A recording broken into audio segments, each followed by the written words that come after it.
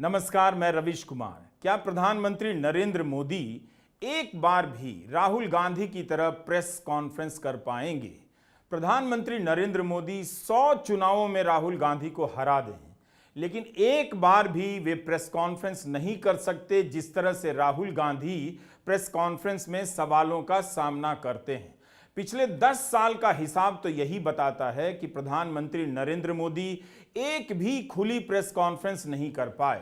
आज गाजियाबाद के Radisson hotel में राहुल गांधी और अखिलेश यादव की प्रेस कॉन्फ्रेंस थी। हम बस यही देखने गए कि इनकी प्रेस कॉन्फ्रेंस की व्यवस्था कैसी होती है, कैमरों की कितनी भीड़ होती है और सवालों की कितनी भरमार। न सवालों की कमी नजर आई और न कैमरों की। बस यही सोचता रहा कि जब इतने कैमरे यहां आए हैं तब फिर टीवी पर विपक्ष क्यों नहीं दिखता है। यहां इतने सारे माइक रखे हैं, पत्रकार सुबह सुबह भागकर ड्यूटी पर आए हैं, रिकॉर्ड भी कर रहे हैं, अपने अपने दफ्तरों में लाइव फीड भी दे रहे हैं, तब भी उनके चैनलों पर क्या लाइव चलता होगा? तब भी राहुल गांधी और अखिलेश यादव के बयान यूपी के ही जागरण या अमर उजाला में उस तरह से क्यों नहीं छपते हैं जिस तरह से मुख्यमंत्री योगी और प्रधानमंत्री नरेंद्र मोदी और बीजेपी के दूसरे नेताओं के छपते हैं? आखिर प्रधानमंत्री मोदी इस तरह की प्रेस कॉन्फ्रेंस क्यों नहीं कर सकते हैं, हमारा यह सवाल है। अगर उन्हें सवालों से घबराहट है, डर लगता है, तो मैं उनकी मदद कर सकता हूं। कम से कम भारत की जनता को यह देखने को मिले तो कि वे प्रेस कॉन्फ्रेंस कर सकते हैं, खुलकर उनसे सवाल पूछा जा सकता है। सारा पावर समेटकर खुद को आध्यात्मिक बताने और दिखाने का दावा भी करते हैं और एक बार खुली प्रेस कॉन्फ्रेंस का रिस्क भी नहीं उठा पाते। आखिर खुद को संत और फकीर की तरह बताने वाले प्रधानमंत्री मोदी का क्या चला जाएगा अगर वे खुली प्रेस कॉन्फ्रेंस में बैठ जाएं और सामने की कुर्सी पर हम जैसे पत्रकार बैठे हों? उनका क्या चला जाएगा? प्रधानमंत्री मोदी ने अपने कार्यकाल में अनेक तीर्थ स्थानों के दर्शन किए, देवी देवताओं की उपासना और आराधना की। क्या तब भी उनके भीतर इतनी शक्ति नहीं आई कि चलो बुलाओ प्रेस कॉन्फ्रेंस और आने दो करण थापर को, सिद्धार्थ वरदराजन, नितिन सेठी, बसंत कुमार, अमन सेठी, मोहम्मद जुबैर, आलिशान जाफरी, बेतवा शर्मा, धन्या राजेंद्रन, अतुल चौरसिया, कैरवा के सागर और हरतोषबल को, मेघनाथ को भी? पूछने दो इन्हें जो भी पूछना चाहते हैं। एक कमजोर से कमजोर आदमी भी देवी देवताओं की आराधना से लौटकर खुद में शक्ति का एहसास करता है। प्रधानमंत्री नरेंद्र मोदी को प्रेस कॉन्फ्रेंस करने की शक्ति कब आएगी? यह सवाल हम उनसे पूछें या उनके आराध्य देवी देवताओं से? हर समय, हर अखबार, हर चैनल पर उन्हें देखते रहने वाली जनता को क्या यह सुख कभी नहीं मिलेगा कि प्रधानमंत्री मोदी खुली प्रेस कॉन्फ्रेंस कर रहे हैं? क्या उन्हें कई चुनावों में प्रचंड जीत दिलाने वाली जनता को कभी भी यह देखने का सुख नहीं मिलेगा कि जिस नेता को वह विजयी बनाती है वो नेता इधर उधर चारों तरफ से आ रहे पत्रकारों के सवालों का सामना कैसे करता है? जनता की छोड़िए, प्रधानमंत्री मोदी के लिए दिन रात काम करने वाला बीजेपी का साधारण से साधारण कार्यकर्ता, नेता, आरएसएस का नेता और प्रचारक क्या सोचता होगा? क्या उसे भी यह देखने का सुख कभी नहीं मिलेगा कि एक खुली प्रेस कॉन्फ्रेंस हो रही है प्रधानमंत्री नरेंद्र मोदी की, सवाल पर सवाल आ रहे हैं और प्रधानमंत्री नरेंद्र मोदी जवाब दे रहे हैं? एक और बात, आपने जयराम जी आपने कहा कि जो भी आपको क्वेश्चंस पूछने हैं आप पूछेंगे और ये ओपन एंडेड प्रेस कॉन्फ्रेंस है। बट इसमें एक और बात, मुझे पहले ही 2-3 बीजेपी वाले क्वेश्चंस पता लग जाते हैं, तो वो तो गारंटीड पूछे जाएंगे, तो उनके लिए मैं तैयार हूं। आजकल गारंटी का जमाना है राहुल। ये हालत हो गई है नरेंद्र मोदी के इंटरव्यू और प्रेस कॉन्फ्रेंस की। कभी कलाकार इंटरव्यू कर रहा है तो कभी इंटरव्यू करते हुए पत्रकार कलाकार बन जाता है। आप देखिएगा, जब गोदी मीडिया का पत्रकार नरेंद्र मोदी का इंटरव्यू करने जाता है तो वह इंटरव्यू नहीं करता है, अपनी नौकरी बचाता है, सवाल नहीं पूछता है, पूछने के नाम पर गुदगुदी करता है। अभी 14 अप्रैल को बीजेपी ने मैनिफेस्टो रिलीज किया। मंच बहुत भव्य था, हॉल काफी बड़ा और खचाखच भरा हुआ था। वहां पत्रकार भी बड़ी संख्या में आए, मगर किसी ने प्रधानमंत्री से सवाल नहीं किया, बल्कि सवाल पूछने का मौका ही नहीं दिया गया होगा। 5 अप्रैल को कांग्रेस ने अपना मैनिफेस्टो जारी किया।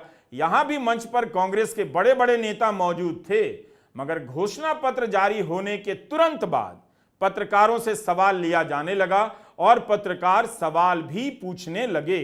क्या आपको ऐसा नहीं लगता राहुल जी कि ये जब आप करेंगे तब बीजेपी आपके ऊपर ये आरोप लगाएगी कि चूंकि केसेस जो है या पूछताछ विपक्ष के नेताओं से ज्यादा हुई, इसलिए ये प्रतिक्रिया में लाया गया रिएक्शनरी लॉज अमेंडमेंट होंगे? ये इस दफा नरेंद्र मोदी को आप कितनी बड़ी राजनीतिक चुनौती मानते हैं सर 2024 के चुनाव में? आज 2 तस्वीरें हैं, राहुल गांधी जी की और खड़गे जी की। कोई तस्वीर छुपाएंगे, कोई दिखाएंगे?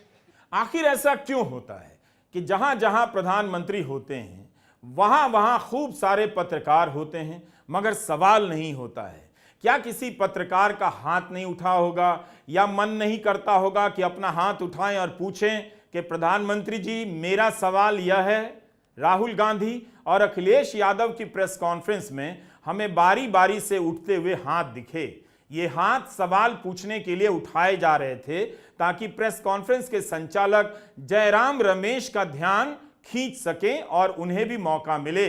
और जो सवाल भी पूछा जा रहा था, भले कई सवालों में कोई दम नहीं था, मगर उससे पता चल रहा था कि 2014 के बाद से पत्रकारों ने सवाल पूछने की तैयारी छोड़ दी है। पत्रकारों ने अपने सवालों पर मेहनत करना बंद कर दिया है, फिर भी सवाल वहां पूछा जा रहा था।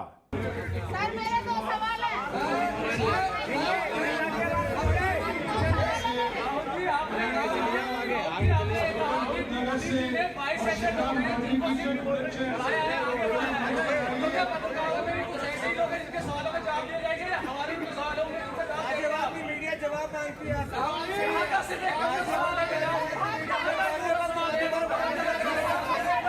आपने प्रधानमंत्री मोदी का इंटरव्यू देखा, उनके इंटरव्यू की क्या हालत हो गई, किसी से छिपा नहीं है। जितना भी राज श्रृंगार साज श्रृंगार से आप उनके इंटरव्यू को सजा दें, उसमें होता कुछ नहीं है। राज श्रृंगार से मेरा मतलब है प्रधानमंत्री जहां बैठकर इंटरव्यू दे रहे होते हैं उसे भव्य बना दिया जाता है, शाही लगती है वो जगह।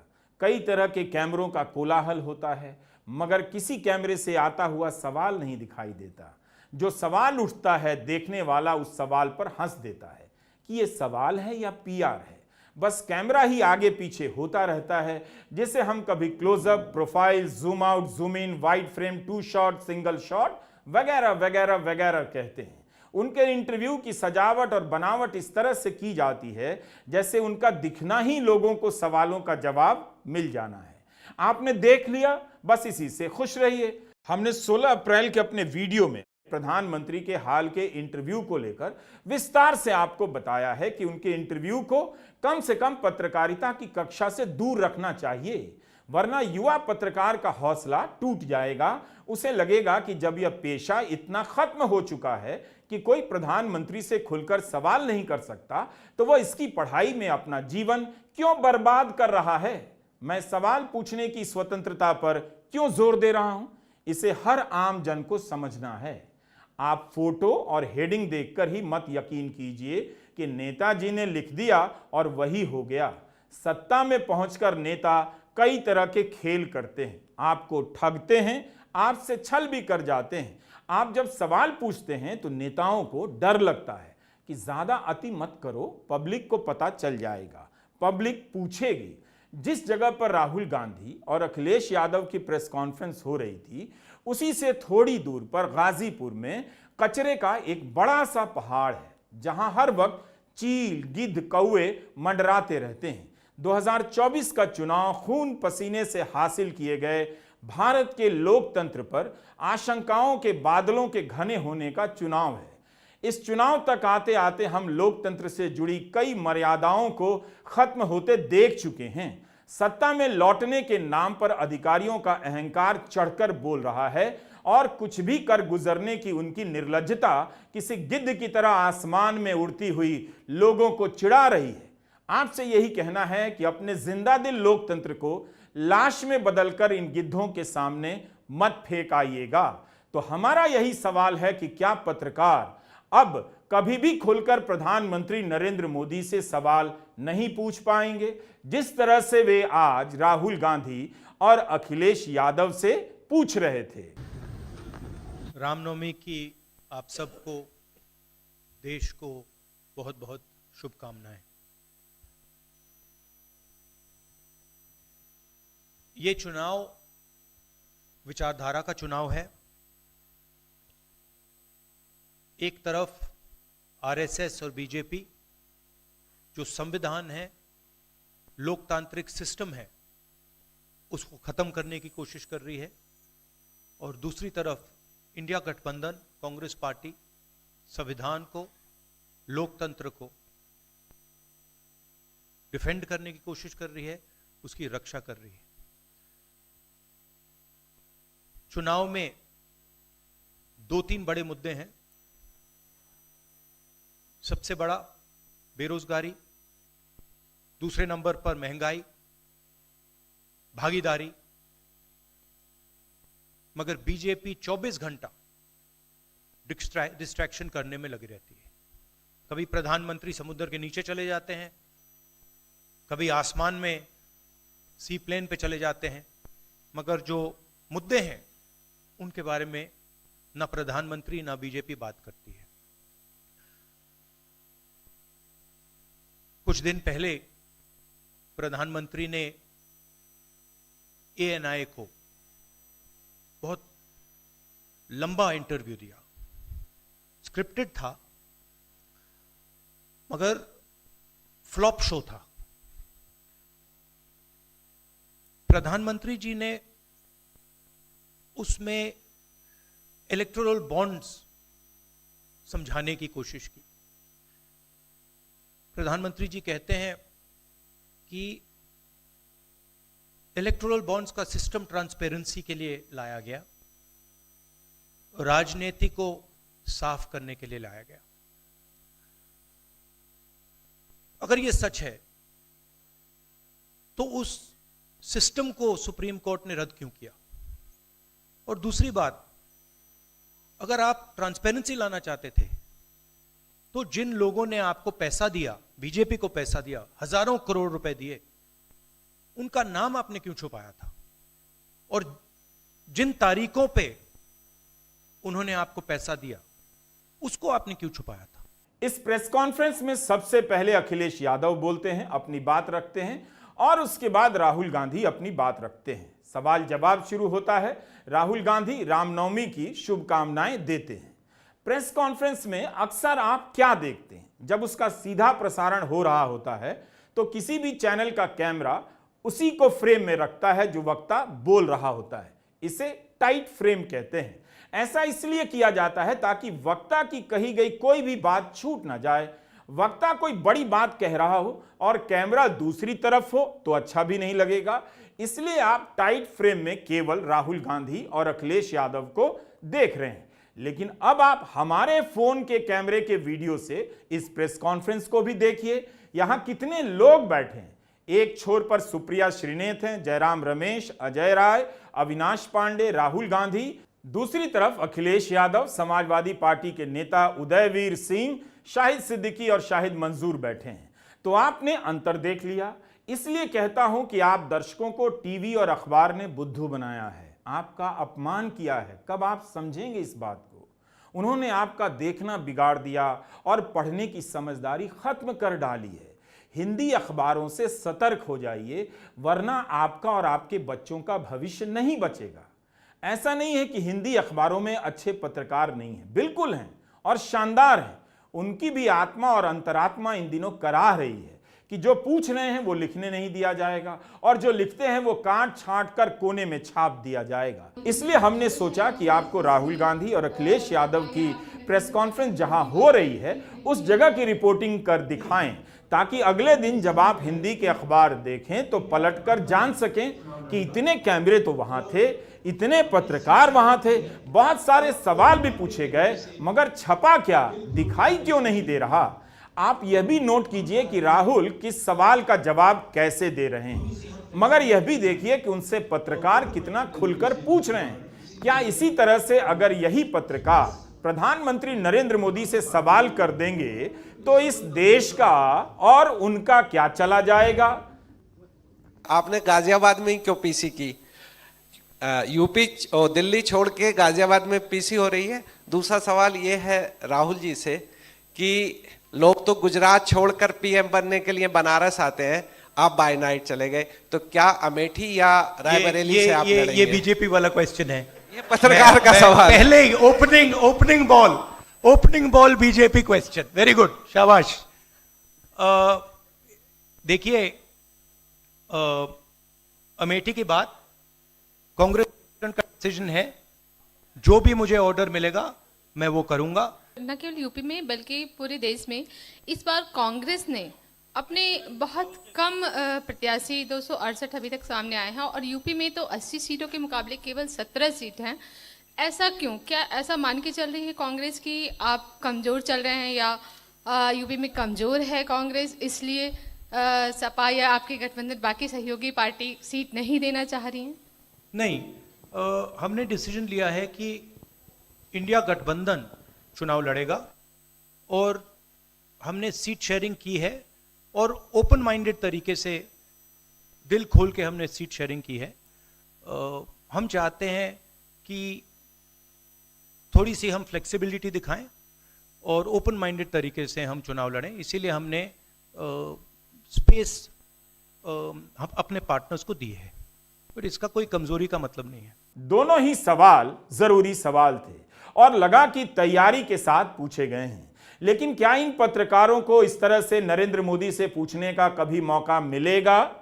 जब एक खुला संवाद होता है तो आपको झांक कर देखने का मौका मिलता है कि नेता असल में कितना नेता है, हाजिर जवाब कितना है और सोच समझकर कितना बोलता है और कब नहीं बोलता है। परिवारवाद पर अखिलेश यादव से जब सवाल पूछा गया तो देखिए उन्होंने किस तरह से जवाब दिया है। पीएम ने कहा है कि मैं देश बचा रहा हूं, लेकिन इंडिया अलायंस जो है वो परिवार बचा रहा है, इस पर क्या कहेंगे सर? और जो दूसरा सवाल, सेकंड बीजेपी क्वेश्चन सर, दूसरा जो सवाल है मेरा वो ये है, जादूगर कहा है उन्होंने राहुल जी को, और उन्होंने कहा है एएनआई को जब इंटरव्यू दिया उसमें बोला कि ऐसा कौन सा जादू है कि एक झटके में गरीबी मिटा सकते हैं। मैं जानना चाहता हूं ऐसा कौन सा जादू है कि एक झटके में गरीबी मिटाई जा सकती है? तो ये मेरा सवाल दोनों से है। नहीं, दोनों से है। मैं धन्यवाद देता हूं, आप लोगों ने सवाल पूछे, हालांकि कुछ सवाल आपने राहुल जी से पूछे थे। एनडीए को पीडीए हराएगा, एनडीए को पीडीए हराने जा रहा है, एनडीए को पीडीए हराने जा रहा है। और जहां तक सवाल परिवारवाद की बात है, आज नवरात्र है, आज शुभ दिन है। भारतीय जनता पार्टी के लोग संकल्प लें कि ना किसी परिवार वाले को टिकट देंगे और ना किसी परिवार वाले से वोट मांगेंगे। और गाजियाबाद में कार्यक्रम इसलिए किया है क्योंकि हम दोनों लोगों ने संकल्प लिया है।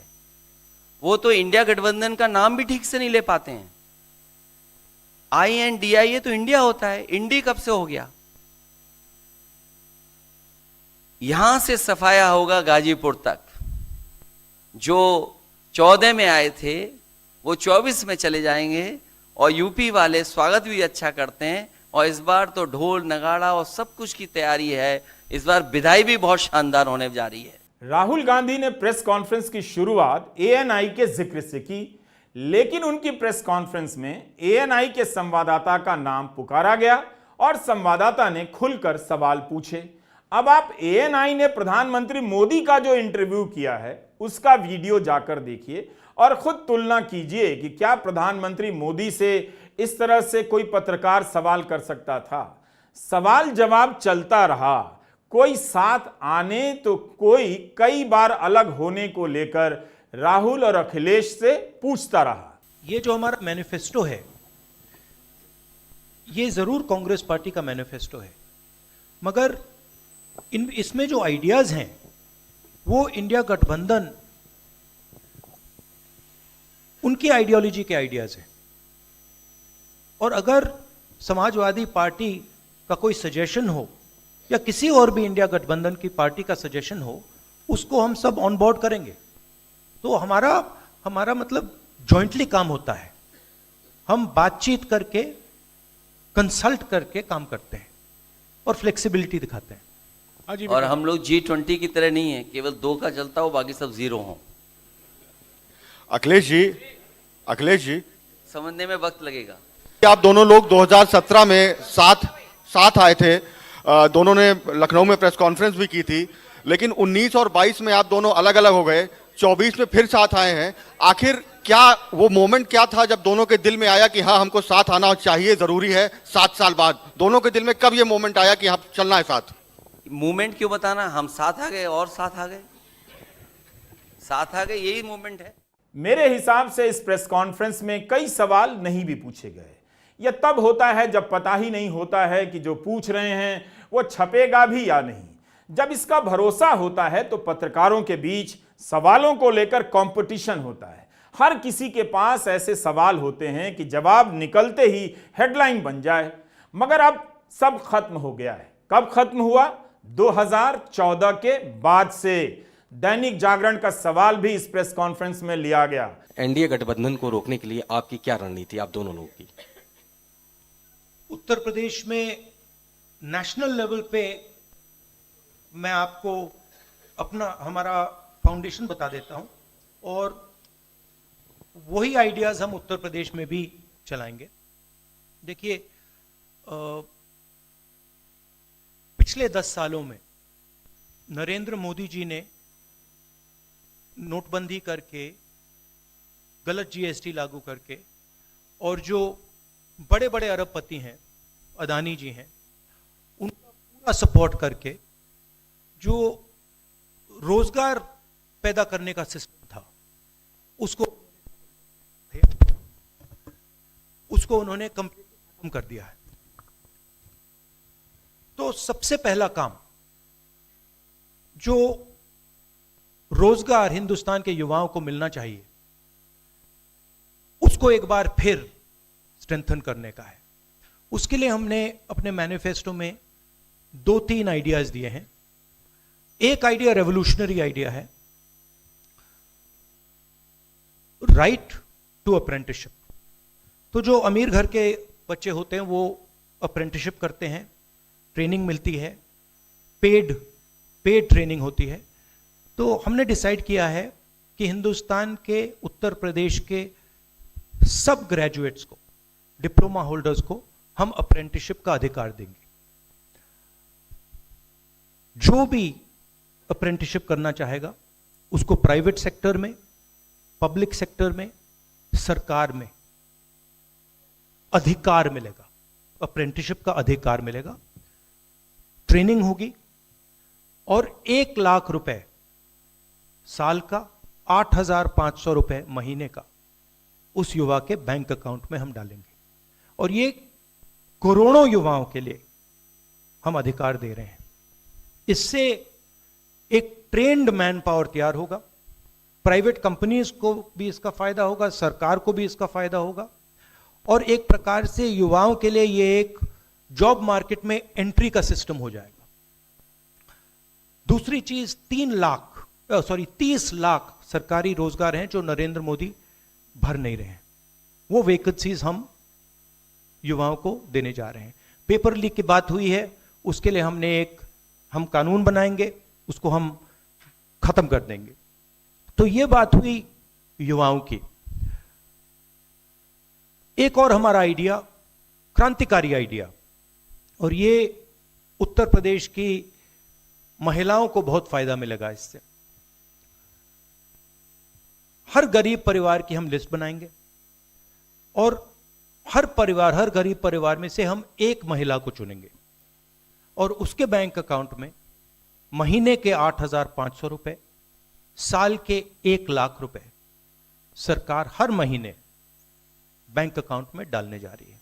2014 के बाद से प्रधानमंत्री मोदी ने हिंदी का खूब इस्तेमाल किया, मगर इन्हीं के राज में हिंदी पत्रकारिता का क्या हाल हुआ है सभी को पता है। हिंदी पत्रकारिता में एक किस्म का देसीपन हुआ करता था, साहस होती थी, जानकारी रखने वाले जमीनी पत्रकार हुआ करते थे। अब भी हैं, मगर वो माहौल नहीं। बहुत से तो बीजेपी के कार्यकर्ता बन गए, बना दिए गए, कुछ भारतीय बनते बनते हिंदू बन गए, हिंदू राष्ट्र बनवाने में लग गए, एंटी मुस्लिम पत्रकारिता शुरू कर दी और कुछ ने नौकरी जाने के डर से चुप्पी साध ली। जो कहा जाता है लिख देते हैं। हिंदी पत्रकारिता में पहले भी तमाम दिक्कतें थीं, लेकिन तब भी पत्रकार हुआ करते थे। लेकिन हिंदी के नाम पर राजनीति करने वाले इस नेता के दौर में हिंदी पत्रकारिता का स्वाभिमान ही मिटा दिया गया। हाल तो यह है कि आयरलैंड का एक अखबार जब भारत को लेकर संपादकीय लिखता है तो वहां भारत के राजदूत अखिलेश मिश्रा लंबा चौड़ा पत्र लिख देते हैं और प्रधानमंत्री की लोकप्रियता के बारे में ऐसी ऐसी बातें लिखते हैं कि बीजेपी का कार्यकर्ता भी हंस दे। तब आप सोचिए कि जिला स्तर के इन धाकड़ पत्रकारों पर कितना दबाव होता होगा। खैर, यह देखकर अच्छा लगा कि वे राहुल और अखिलेश की इस प्रेस कॉन्फ्रेंस में अपने पत्रकार होने को जी रहे थे, सवाल पूछ रहे थे। देखिए, ये कोई नहीं कह रहा है कि गरीबी को एक झटके में मिटाया जाएगा। हम ये कह रहे हैं कि गरीबी को गहरी चोट पहुंचाई जा सकती है और तरीके मैंने आपको बताए हैं। नरेंद्र मोदी जी ने पूरा का पूरा फोकस 22 लोगों पे किया है, 22-25 लोगों पे किया है। आज की सच्चाई है कि 22 लोगों के पास उतना धन है जितना 70 करोड़ लोगों के पास है। गरीबी का यह भी कारण है कि नरेंद्र मोदी जी ने सारा का सारा धन कॉन्सेंट्रेट कर दिया है, 20-25 लोगों को पकड़ा दिया है। मैं जाति जनगणना की बात कर रहा हूं और मैंने ये बात बहुत बार उठाई है। भागीदारी की बात होती है। हिंदुस्तान के किसी भी इंस्टीट्यूशन में आपको ना पिछड़े वर्ग के लोग मिलेंगे, ना दलित मिलेंगे, ना आदिवासी मिलेंगे, ना गरीब जनरल कास्ट के लोग मिलेंगे। मैंने मीडिया के बारे में बात उठाई। मीडिया में आपको बड़े बड़े एंकर्स दिखते हैं। आपको मीडिया की कंपनीज के मालिक की लिस्ट निकालिए, आपको दिख जाएगा कि उधर ना एक पिछड़ा मिलेगा, ना एक दलित मिलेगा, ना एक आदिवासी मिलेगा। प्रधानमंत्री मोदी ने एक रैली में कह दिया कि विपक्ष हताश है, वह तो जीत का दावा भी नहीं कर रहा। हमने एक वीडियो में इसके बारे में आपको दिखाया था। मुझे प्रधानमंत्री की बात पर काफी हैरानी हुई। गाजियाबाद की प्रेस कॉन्फ्रेंस में राहुल गांधी ने बताया कि भाजपा की कितनी सीटें आ रही हैं और अखिलेश यादव ने भी हिसाब लगाकर बताया कि कैसे यूपी में भाजपा हार रही है। हारे या ना हारे, लेकिन ये दोनों जवाब रिकॉर्ड के लिहाज से महत्वपूर्ण हैं, इसलिए यहां हम आपको दिखा रहे हैं। इनका एक ही नारा है, झूठ बोलने का और लूटने का। लूट और झूठ भारतीय जनता पार्टी की पहचान बन गई है। पेपर लीक कितने हुए हैं? 1-2 होते तो ठीक था, लेकिन 10 पेपर लीक हुए। और मैंने कई मौकों पर वो बात बताई कि अगर एक परिवार के हम केवल 3 सदस्यों को मान लें, जिस व्यक्ति ने परीक्षा लिखने की तैयारी की, जो परीक्षा नहीं दे पाया पेपर लीक के कारण, और उसके माँ बाप को अगर हम जोड़ लें तो ऐसे 60 लाख नौजवान हैं। 60 लाख नौजवानों का भविष्य अंधकार में डाल दिया। और अगर 60 लाख का गुणा करें हम 3 से, 1 करोड़ 80 लाख, और 1 करोड़ 80 लाख को अगर हम डिवाइड कर दें 80 लोकसभाओं से, तो भारतीय जनता पार्टी का 2,25,000 वोट हर लोकसभा में कम हुआ है। इसलिए एक भी वोट बट ना पाए। मैं सीट्स का प्रेडिक्शन तो नहीं करता हूं, जनरल बात कह सकता हूं कि 15-20 दिन पहले कि 180 से 180 तक जाएंगे, अब मुझे लग रहा है 150 तक जाएंगे। भारत की पत्रकारिता किसी लायक नहीं बची है। केवल चैनलों और अखबारों का दफ्तर ही भव्य रह गया है। आप खुद देख लीजिए, आपके घर हिंदी का कोई अखबार तो आता ही होगा। देख लीजिए कि उस अखबार ने अपनी तरफ से कितनी खोजी रिपोर्ट की है, क्या उजागर किया है और कौन सी खबर कहां छापी है। लेकिन इस प्रेस कॉन्फ्रेंस में जाकर लगा कि पत्रकार बचे हुए हैं। बहुतों से मिलकर बहुत अच्छा लगा, बहुतों के भीतर की पत्रकारिता को महसूस कर अच्छा लगा। अपने साथियों से क्या शिकायत, बस प्रार्थना है कि जिस काम के लिए उनका दिन रात गुजर रहा है वो काम करते रहने का मौका और माहौल इस देश में बना रहे, जो अभी नहीं है। पत्रकारों और प्रेस कॉन्फ्रेंस से भागने वाले नेता चुनाव तो जीत जाते हैं, मगर अपने कंधे पर भारी भरकम कैमरों को उठा रखने वाले फोटोग्राफर जानते हैं कि वो असली नेता नहीं होता है। बहुत देर तक किसी नेता की तस्वीर उतारने में लगे फोटोग्राफर साथी अच्छी तरह जानते हैं कि फ्रेम में जो तस्वीर आई डरपोक नेता की है या किसी साहसी नेता की। सभी पत्रकारों से मिलने का समय नहीं मिला, लेकिन बहुत सारे पत्रकारों से टकराते हुए, उनके बीच से गुजरते हुए यही लगा कि वे भी यही चाहते हैं कि पत्रकारिता जिंदा रहे, ताकि उनके भीतर जो भी प्रतिभा है, उनकी जो मेहनत है, वो निखर कर आए और दुनिया इनके बारे में भी कहे कि वाह क्या पत्रकार है। दिल्ली में G20 का मेला सजा था। अमेरिका के राष्ट्रपति जो बाइडेन भारत आए तो उनके साथ वहां से पत्रकारों की टीम भी आई। आमतौर पर व्हाइट हाउस कवर करने वाले पत्रकार राष्ट्रपति से सवाल जवाब करते ही हैं, मगर भारत आते ही उन्हें मना कर दिया गया। जब जो बाइडेन और नरेंद्र मोदी की मुलाकात हो रही थी, वो तक कवर नहीं करने दिया गया। जो बाइडेन ने कहा कोई बात नहीं, इंडिया से वियतनाम चल रहे हैं, वहां जाकर प्रेस कॉन्फ्रेंस कर लेंगे। आप जानते हैं कि प्रेस कॉन्फ्रेंस मनाकर, पत्रकारों को रोककर किसने भारत की नाक कटा दी। आप नहीं जानते उनका नाम? क्या आप बिल्कुल नहीं जानते उनका काम? भला करें आपका प्रभु श्री राम। नमस्कार, मैं रवीश कुमार।